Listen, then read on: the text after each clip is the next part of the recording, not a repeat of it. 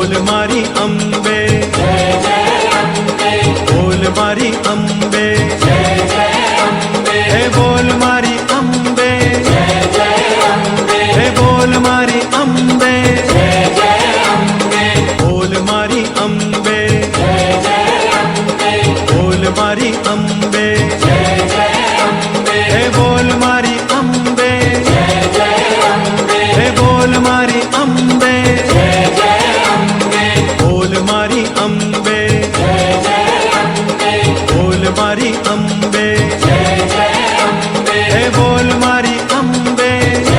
लेकिन जहाँ से आपने राजा हरिश्चंद्र की कथा सुनी है, अगर वहीं से मैं इस कथा को शुरू करूँगा तो विश्वामित्र जो ऋषि हैं, महर्षि हैं, बल्कि उनको आप एक खलनायक के रूप में देखने लगेंगे। क्योंकि जहाँ से हरिश्चंद्र की कथा आमतौर पर सुनाई जाती है, अगर वहाँ से इस कथा को मैं शुरू करूँगा तो हरिश्चंद्र आपको बहुत महान लगने लगेंगे और विश्वामित्र आपको विलेन लगने लगेंगे, खलनायक। वास्तव में ऐसा नहीं है। मैंने कहा ना, मैं शिक्षक रहा हूँ, मैं डायरेक्टर पद पे रहा हूँ, मेरे कथा की शैली थोड़ी अलग है। मैं वहाँ से आपको लेकर नहीं चलूँगा जहाँ से आपने सुनी हरिश्चंद्र की कथा। मैं थोड़ा और पहले से, जैसे हरिश्चंद्र के व्यक्तित्व को पहले आप समझें और तब विश्वामित्र को मैं ले आऊँगा, फिर बताइएगा विश्वामित्र ने विलेन का काम किया था या क्या किया था। मैं थोड़ा सा आपको और पहले से ले चलता हूँ कि हमारे हरिश्चंद्र जब राजा बने तो उनको पुत्र नहीं था। अयोध्या में यही एक समस्या थी। बहुत जो बड़ा परिवार होता है, जो बहुत बहुत खानदानी, तो खैर सभी होते हैं, जिनकी आर्थिक स्थिति बहुत ज़्यादा होती है, तो वहाँ जल्दी एक समस्या देखने को अक्सर आती है कि जल्दी पुत्र वहाँ पैदा नहीं होते। वजह क्या है? अयोध्या में हर राजा को पुत्र होता क्यों नहीं था, पहले ये समझना जरूरी है। अयोध्या ऐसा राज्य था जहाँ सूरज कभी अस्त ही नहीं होता था। अर्थात अयोध्या के एक हिस्से में सूरज अस्त होता था तो इतना बड़ा राज्य था कि दूसरे हिस्से में सूरज उग जाता था। तो ऐसा कहा जाता है कहावत के रूप में कि ये राज्य इतनी दूर तक फैला था जहाँ सूरज कभी अस्त ही नहीं होता था। पूरी भूमंडल पे उसका राज्य था। और राजाओं का राजा होता है सम्राट, और सम्राटों का भी जो सम्राट होता है उसे चक्रवर्ती सम्राट कहते हैं। तो अयोध्या के समस्त राजा चक्रवर्ती सम्राट थे।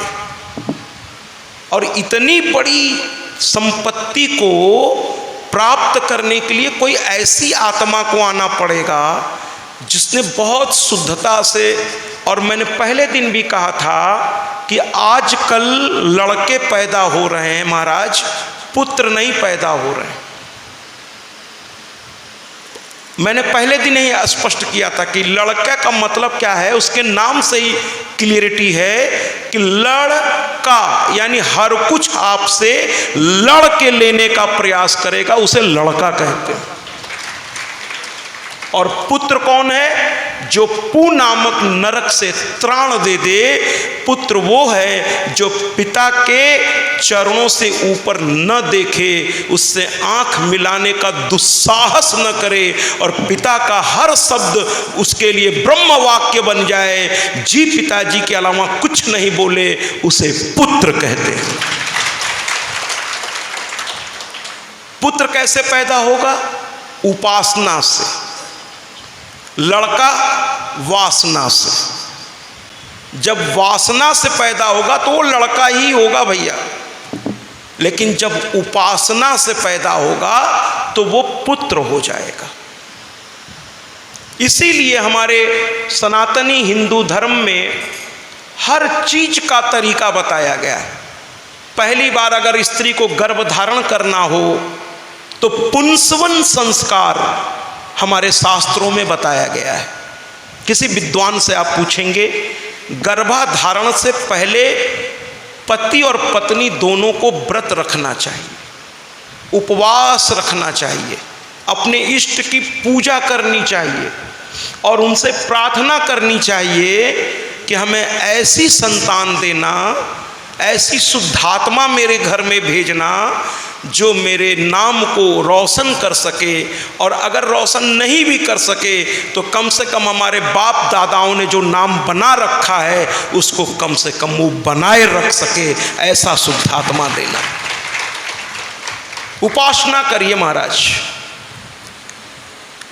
जब आप उपासना करके संतानोत्पत्ति की ओर अग्रसर होंगे तो विश्वास कीजिए, कोख की अगर पवित्रता है और साथ ही पुरुष में भी पवित्रता है तो राजा राम आज भी पैदा किए जा सकते हैं। कोख में पवित्रता यानी ब्रह्मचर्य व्रत का पालन छात्र जीवन में। घर में मदिरा ना आवे, घर में ऐसी कोई चीज न हो जो नहीं होनी चाहिए। हर तरफ घर में अगर की खुशबू हो, घर में एक मंदिर हो, घर में एक तुलसी का पौधा हो, है ना, और घर में गंगा जल हो, अपने इष्ट की मूर्ति हो, और साथ ही साथ कोई धर्म की एक अच्छी पुस्तक भी हो। खाना में भोजन पहले इष्ट को प्रसाद रूप में चढ़े, फिर घर के बड़े बुजुर्गों को खिलाया जाए, उसके बाद लोग खाएं। एक दूसरे का ध्यान रखें, एक दूसरे का सम्मान करें, तो फिर हर घर राजा राम का घर हो जाएगा, राजा राम का घर हो जाएगा। यहाँ पर हरिश्चंद्र भी गए और जाकर पूछना शुरू किया गुरु से, अच्छा पुत्र कैसे मिलेगा। केवल पुत्र नहीं चाहिए, केवल लड़का नहीं चाहिए, क्योंकि गलत आत्मा अगर घर में प्रवेश कर गई किसी भी रूप में तो वो बड़ी दुखदाई हो जाती है माता पिता के लिए। कहते हैं ना, हमें अपनों ने मारा, गैरों में कहाँ दम था। हमें अपनों ने मारा, गैरों में कहाँ दम था। अरे मेरी किश्ती वहाँ डूबी जहाँ पानी कम था, वहाँ डूब गई आके। अक्सर अपनों से आदमी टूट जाता है, गैरों को तो हिम्मत नहीं है महाराज, अपनों से टूट जाता है। जो माँ बाप जीवन में बहुत सफल होते हैं, बच्चों की नालायकियत से धीरे धीरे अंदर अंदर घुटने लगते हैं, टूटने लगते हैं। धिक्कार है ऐसे बच्चों पर जो अपने माँ बाप के दुख का कारण बन जाते हैं। जिसने सब आपको दिया उसको आपने रिटर्न में क्या दिया महाराज। चूंकि मैं लेक्चरर रहा हूँ इंटर में हिंदी संस्कृत का, फिर प्रिंसिपल, फिर डायरेक्टर, तो बच्चों से मैं बहुत बातें करता हूँ कि आपके माँ बाप ने आपको सब कुछ दिया, आपको अपना नाम दिया, अपनी पहचान दी, खुद धूप में खड़े रहते हैं, आपको एसी में रखते हैं। आपने इसके बदले रिटर्न में क्या दिया? अपने आप से कभी पूछिए क्या दिया आपने। इसलिए रात दिन देते रहिए अपने माता पिता को।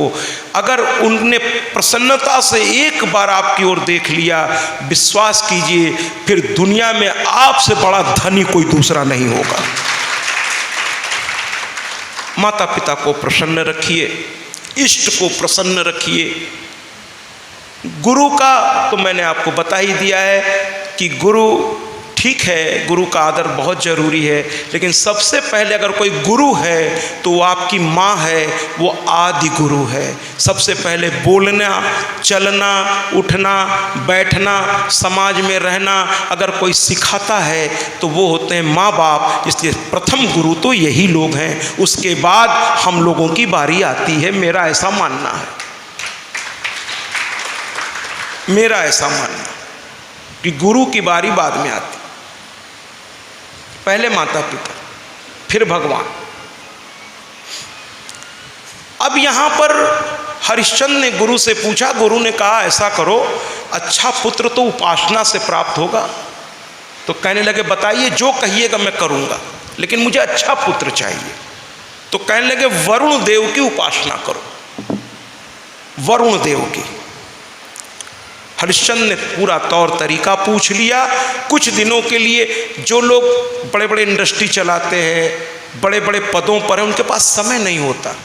लेकिन मैं आपसे हाथ जोड़ के कहना चाहता हूँ, ये सब कुछ आप किसके लिए कर रहे हैं? अपने परिवार के लिए कर रहे हैं। अकेले व्यक्ति का क्या खर्चा है? अगर आप अकेले हों तो फिर कोई उतनी, लेकिन आप अपने परिवार की प्रतिष्ठा, अपनी मान मर्यादा, उसको मेंटेन करने के लिए आप रात दिन मेहनत करते हैं, रात दिन।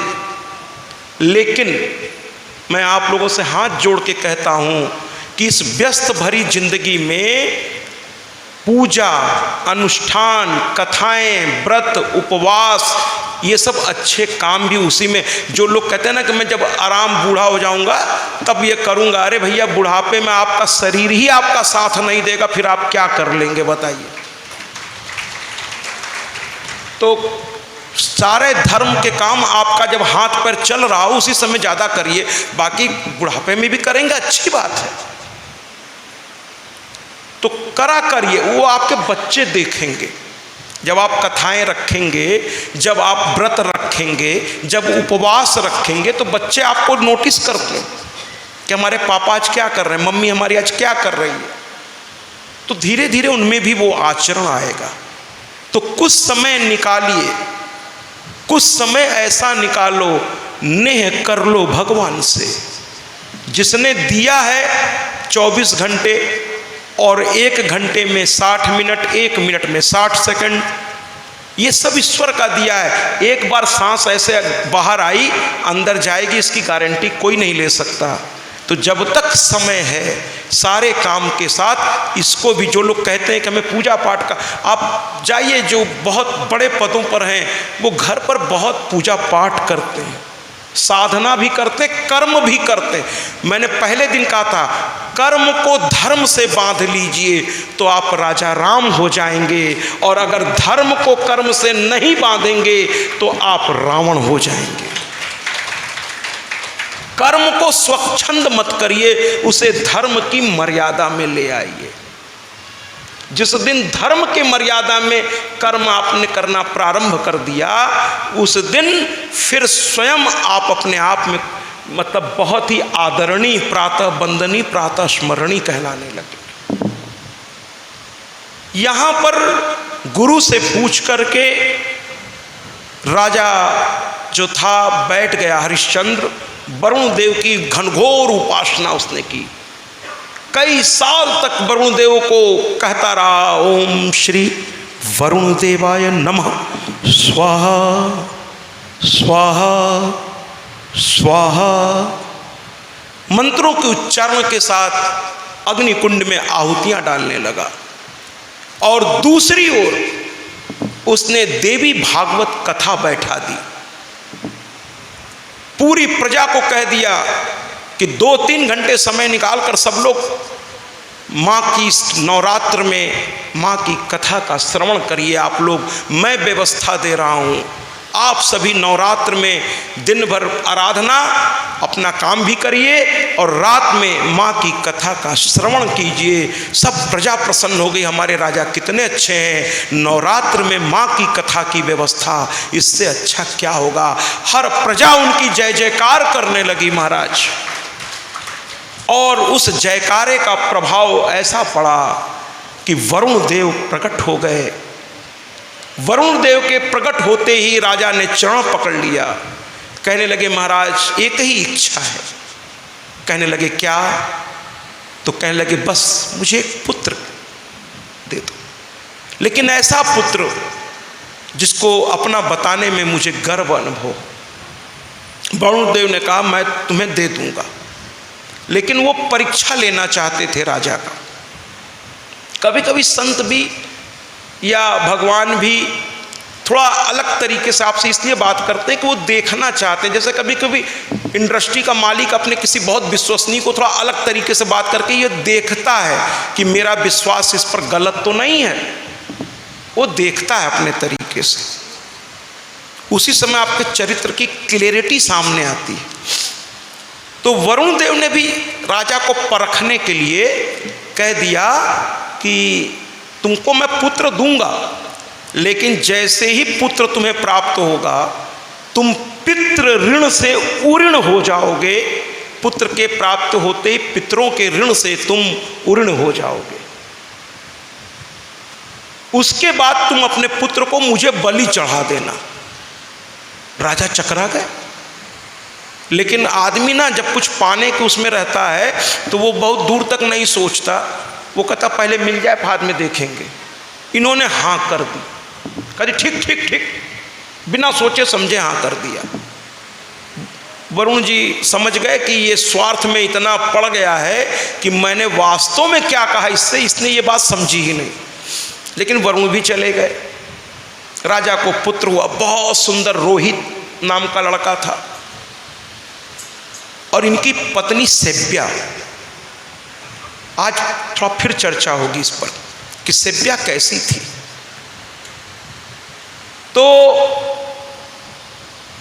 जैसे ही पुत्र हुआ, अभी प्रसूति गृह से बाहर भी सेव्या नहीं आई थी, वरुण देव ब्राह्मण वेश में आ गए। कहने लगे महाराज याद है आपको, आपने कुछ हमसे प्रतिज्ञा की थी। तब राजा पहचाने, अरे ये तो वरुण देव हैं, वेश बदल के आए। तुरंत बैठाया, चरण धोया, चंदन लगाया, आरती उतारी, प्रणाम किया, घुटनों के बल बैठ करके बड़े सम्मान के साथ कहा मुझे सब याद है। तो कहे फिर बलि चढ़ाओ। वो केवल देखना चाहते थे कि राजा वास्तव में अपने जवान का पक्का है या नहीं है। इतने बड़े राज्य का राजा है, क्या वास्तव में अपने जवान का पक्का है? तो राजा कहता क्या है, ध्यान से सुनिएगा। कहता अरे भैया 1 महीना तक तो स्त्री भी अशुद्ध है और पुरुष भी अशुद्ध है। अभी सूतिका गृह में मेरी पत्नी है, अशुद्धि में कोई पूजा पाठ नहीं। देखिए जब आप पूजा पाठ को, अच्छे व्रत अनुष्ठान को आप टालने लगे, मैंने कल कहा था अच्छा काम जब मन में संकल्प ईश्वर की प्रेरणा से उठे तुरंत करने का आदत डालिए, और बुरे काम जब मन में शैतान की प्रेरणा से उठे उसे टाल दीजिए कि कल करेंगे। बुरे काम को टालिए, कल करूँगा।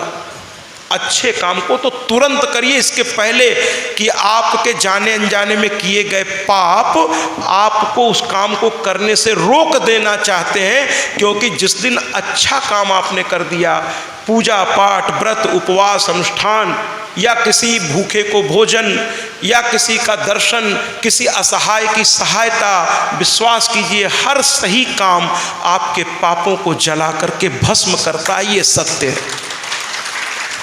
अब आप कहेंगे साहब सत्य है तो फिर चमत्कार दिखता क्यों नहीं है? समस्या क्या है कि एक अच्छा काम और उसके बाद 50 बुरे काम, तो बैलेंस कहाँ आएगा?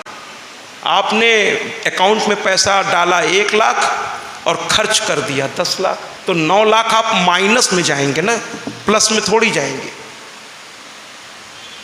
समझ रहे हैं? तो गंगा स्नान का भी महत्व, सब ऐसा कोई अनुष्ठान नहीं जिसका प्रभाव न पड़े, लेकिन उससे ज़्यादा हम उल्टे सीधे कामों में लगे रहते हैं। इसलिए उसका प्रभाव आता तो है, लेकिन वो पापों को काटने में ही खर्च हो जाता है। और जब तक यानी आप नई गलतियां करना छोड़ दें और पुरानी गलतियों को पछतावा करते हुए शास्त्रोचित तरीके से उसका मर्दन कर दें, यानी उसको मिटाने के सारे प्रयास करें शास्त्रोचित तरीके से, और नई गलती करना छोड़ दें, तो एक दिन वो जो है गलतियां जब जीरो हो जाएंगी तो आपके किए गए पाप भी धीरे धीरे आपके पुण्य कर्म के चलते भस्म होंगे। और जब सब कुछ सामान्य हो जाएगा तो फिर जो आगे आप पुण्य कार्य करेंगे उसका प्रभाव सीधे आपको दिखाई देने लगेगा। गंगा स्नान का महत्व है, जरूर है ना? कहते ना मानो तो मैं गंगा माँ हूं, न मानो तो बहता पानी। गंगा की हर डुबकी आपको बहुत कुछ दे सकती है, लेकिन समस्या क्या है कि गंगा में स्नान तो किया, सारे पाप, चलिए शास्त्र की भाषा में भी बात कर रहे हैं, आपने वहाँ धो लिए, लेकिन बाहर निकलते फिर आप वही दुनियादारी से ऐतराज किसी को नहीं है महाराज। संसार में रहना है तो संसार के कार्य तो करने पड़ेंगे, लेकिन वो शुद्धता से होने चाहिए। गलतियों को कम करते जाइए, अच्छाइयों को बढ़ाते जाइए, जीवन अपने आप बदल जाएगा। कहते हैं ना कि आप अपनी दिशा बदल दीजिए, दशा अपने आप बदल जाएगा। दिशा बदलिए, ठीक है महाराज। नजर नहीं बदलिए, आंख बदलने की जरूरत नहीं है, नजरिया बदल दीजिए, नजारे अपने आप बदल जाएंगे। ये है, पहले अपने आचरण में हमको शुद्धता लानी होगी, तब ये अनुष्ठान का प्रभाव साफ दिखेगा आपको। हम आचरण को शुद्ध करेंगे नहीं और कहेंगे ये सब ढकोसला है। अरे ये ढकोसला नहीं है भैया, ये ढकोसला नहीं है, ये बहुत प्रभावकारी है। अब तो विदेश भी, पाश्चात्य सभ्यता भी मानने लगी कि हमारे मंत्रों में एक अथाह शक्ति है, उसको सही तरीके से उच्चारण किया जाए तो उसमें से तरंगे निकलती हैं महाराज, और वो इष्ट तक पहुंच जाती हैं। वो भी मानने लगे हैं कि हाँ कोई सत्ता है। तो हमारे सनातनी ऋषियों ने, है ना, यूं ही सब कुछ नहीं कहा है, उसके पीछे कुछ वजह है। हम अधकचरा ज्ञान लेकर के और फिर अपने ही धर्म के बारे में कहते हैं अरे इसमें कोई, अरे भैया सब कुछ है।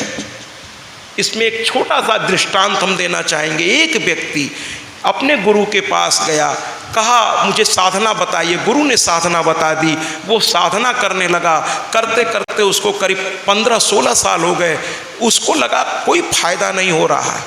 उसने उठाया माला वाला सब फेंक दिया और उल्टा सीधा बोलने लगा। सामने भगवान प्रकट हो गए। कहने लगा वाह, 15 साल तपस्या किए तब प्रकट नहीं हुए और आज जब भला बुरा कह रहा हूँ तो प्रकट हो गए। तो कहने लगे अरे तुम्हारी मूर्खता से प्रकट नहीं हुआ हूँ, लेकिन तुम जिस चीज़ के बारे में ठीक से जानते ही नहीं हो, उस मंत्र का तुम अपमान कर रहे हो, अपने गुरु के बताई साधना का तुम अपमान कर रहे हो, अपने धर्म का अपमान कर, इसलिए मुझे आना पड़ा। तुम्हारी मूर्खता से नहीं आया हूँ। तुम्हारी मूर्खता से तो मुझे तुम्हें दर्शन देना ही नहीं चाहिए था। तुमने माला फेंक दी, तुमने साधना के सारे सामान उठा के सड़कों पे डाल दिया।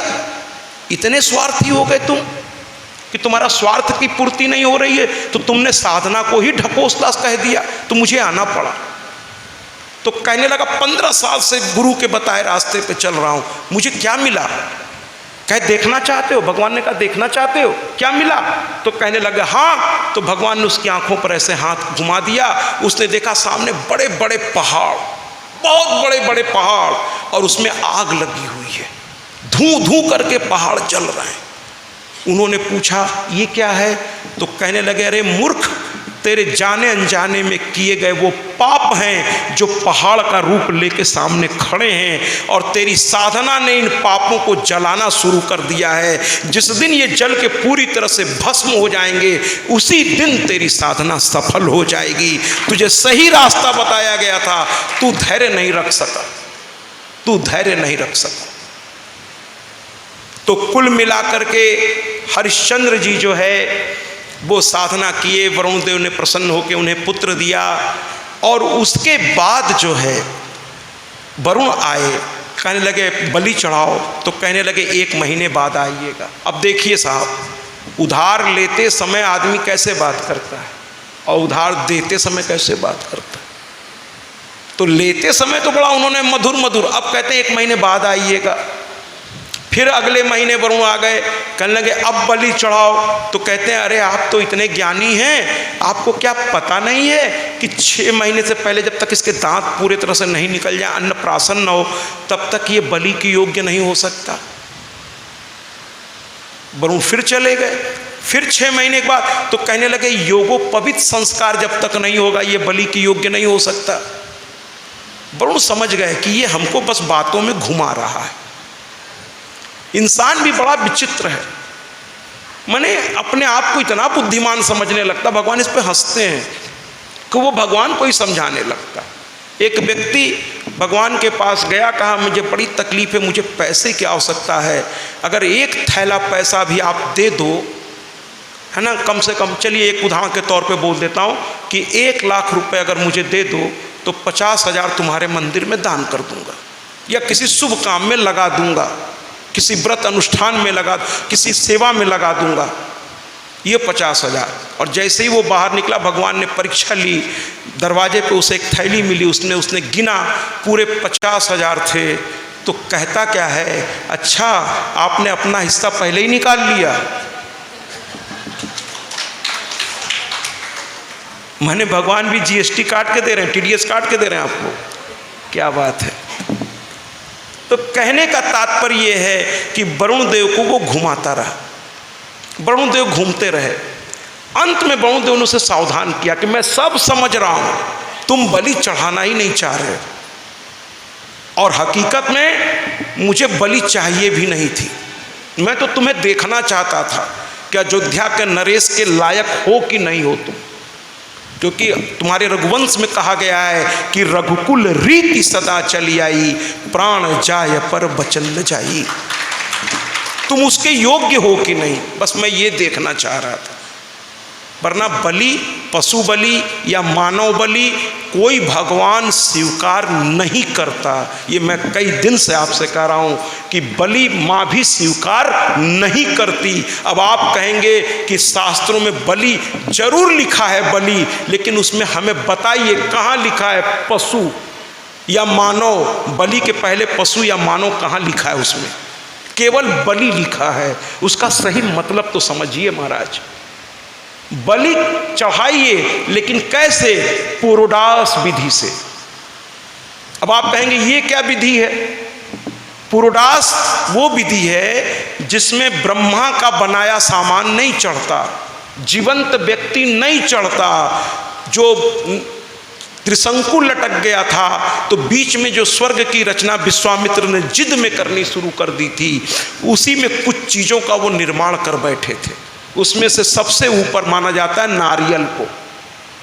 तो नारियल माँ के लिए चढ़ता है, और नारियल को बलि चढ़ाने से पहले उसमें क्या करना होता है? बीचों बीच रोली से, कुमकुम से एक लाल निशान बना दीजिए, कलावा बांध दीजिए, चुनरी लपेट लीजिए, और फिर माँ के चरणों में चढ़ाकर चुनरी हटाइए, माँ का नाम लीजिए और उसे माँ के चरणों में समर्पित कर दीजिए। ये हो गई बलि, यानी किसी की जीव की हत्या भी नहीं हुई और माँ हमारी प्रसन्न हो गई। लेकिन अगर आप किसी जीव की हत्या करेंगे तो माँ कभी प्रसन्न नहीं होगी, क्योंकि संसार का हर प्राणी तो उसी माँ का है। तो किसी बच्चे को मारकर आप कैसे उम्मीद करते हैं कि उसकी माँ आप पर खुश हो जाएगी? बिल्कुल नहीं होता बलि। मेरी माँ रक्त पिपासा नहीं है, नहीं है मेरी माँ रक्त पिपासा। अरे वो भद्रकाली है, वो माँ है, वो करुणा की सागर है। उसके बारे में तो मैं क्या आपको बताऊं। मेरी माँ बहुत करुणामयी है। तो कुल मिलाकर के वरुण जी ने कहा कि तू बड़ा रघुवंश के लायक नहीं है, तू धिक्कार है तुझ पर, और मैं तुझे श्राप देता हूं कि जलोदर रोग से तू ग्रसित हो जाए।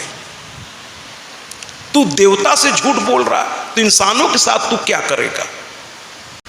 अरे सच बोलता तू ये कह देता कि मैं अपने पुत्र की कैसे बलि, मेरा पैर, तुम और भी तरीके थे, लेकिन तू मुझको मूर्ख बनाने का, ये बुद्धि किसी को मूर्ख बनाने के लिए नहीं दी गई है महाराज।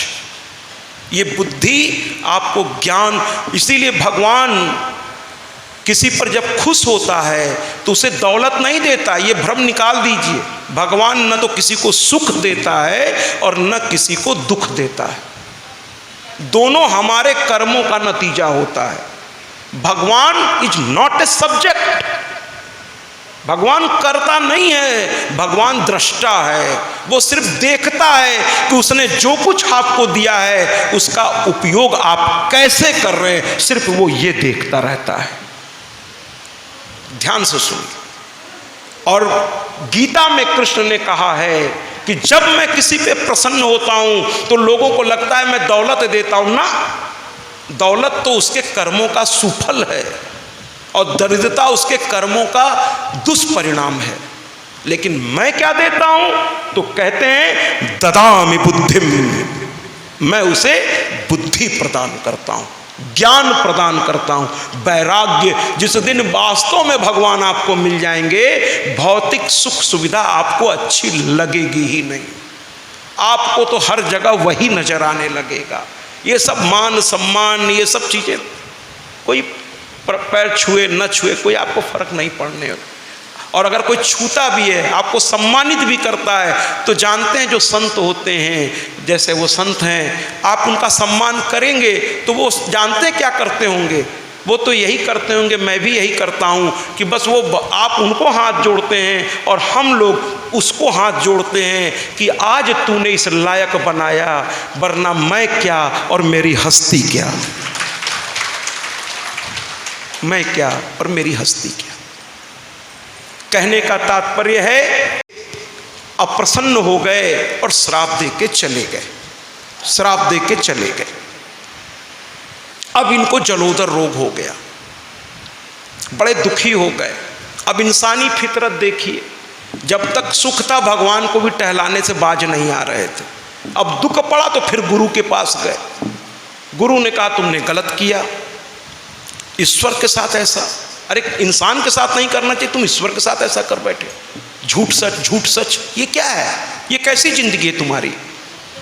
गुरु ने पहले डांटा, फिर कहा अब इसका एक ही उपाय है, किसी लड़के को बुलाओ और उसको अपना पुत्र बनाओ।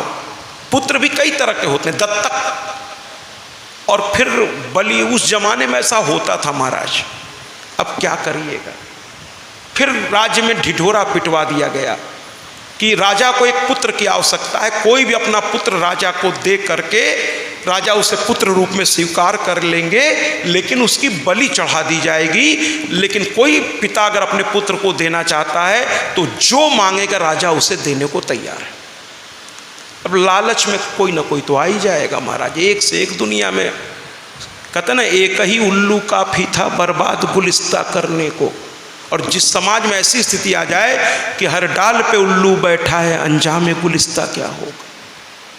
तो एक मूर्ख मिल गया जिसको अपनी औलाद से ज़्यादा दौलत चाहिए थी। वो राजा के पास आया, कहने लगा मैं अपना लड़का देता हूँ आपको। तो कहे कौन से लड़के को दोगे, 3 लड़के थे। तो कहा कि नहीं, बड़े को। अब देखिए कितना वो बुद्धि लगा रहा, कहता बड़े को नहीं दूंगा क्योंकि ये मुखाग्नि देकर मुझे तारेगा, तो सबसे छोटे वाले को माँ पकड़ ली, इसको मैं बहुत प्यार करती हूँ। बचा कौन, बीच वाला मझला।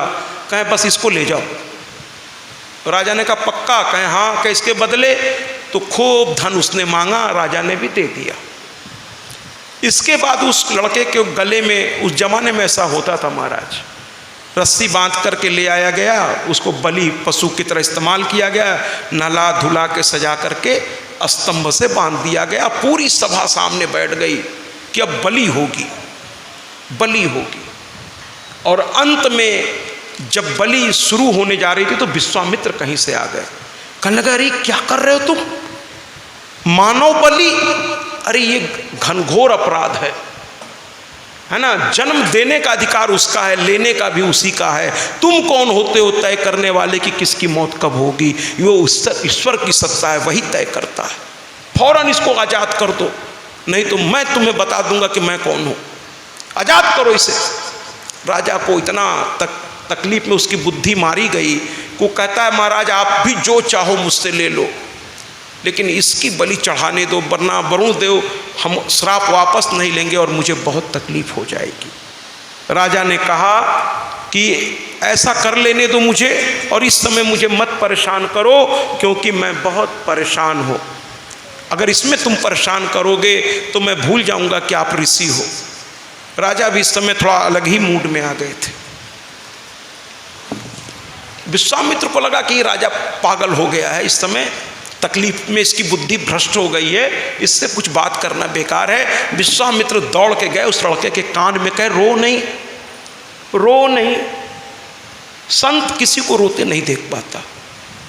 कहे रो नहीं, मेरी बात ध्यान से सुनो, रोने से जीवन में कोई समस्या हल नहीं होती, घबराने से नहीं होती। बड़ा सा बड़ा समस्या भी समाधान उसका, कहते ना समस्या है तो समाधान भी है। बस उसको सही ढंग से चिंतन करना पड़ता है, किसी विद्वानों के पास बैठना पड़ता है, हल निकलता है। समस्या बड़ी से बड़ी हो उसका भी हल होता है। वो कहते हैं ना, एक विज्ञापन में डर के आगे जीत है। जब रात घनी हो जाए तो समझ लीजिए सुबह एकदम नज़दीक है। जब तकलीफ इतनी हो जाए कि बर्दाश्त से बाहर हो जाए, बस सही रास्ते पर रहिएगा। किसी के भी कहने में कोई गलत रास्ता मत अपनाइएगा, सही रास्ते पर चलते चले जाइएगा।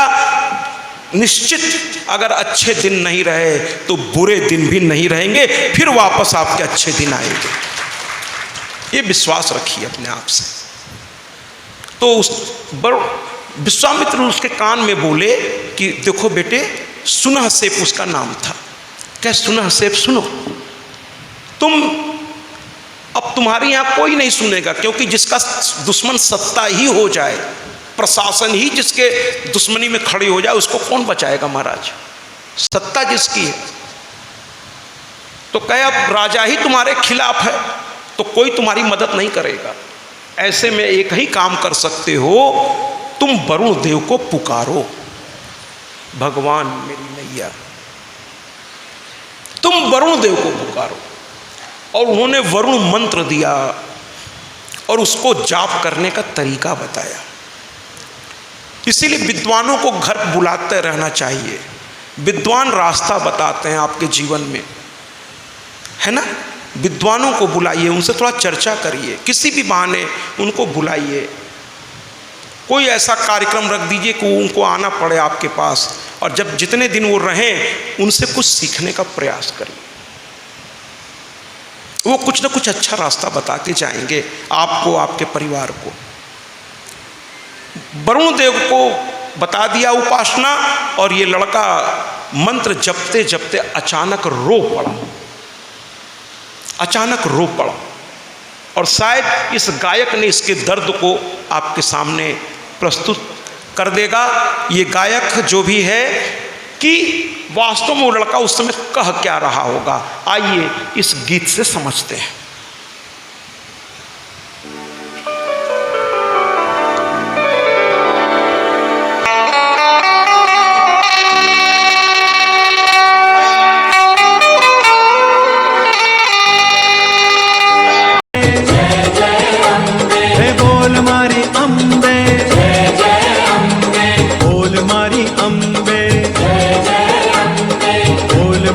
अम्बे